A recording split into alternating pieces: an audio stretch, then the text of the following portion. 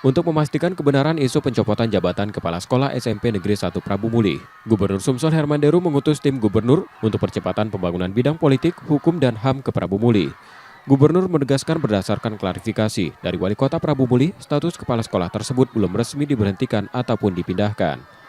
Menurutnya prosedur pemindahan jabatan kepala sekolah harus melalui pelantikan resmi. Sebenarnya menjawabnya juga sederhana juga. Kalau dia dipindahkan dilantik. Kan nggak bisa kalau kepala sekolah itu dipindah tanpa dilantik. Nggak bisa, dia bukan staf biasa, tapi dia kepala sekolah yang secara formal dia di manajemen kepegawaian ini harus dilantik ya. Itu kan nggak ada kan, dia belum dilantik kan, artinya memang belum pindah. Mungkin ini yang perlu diluruskan,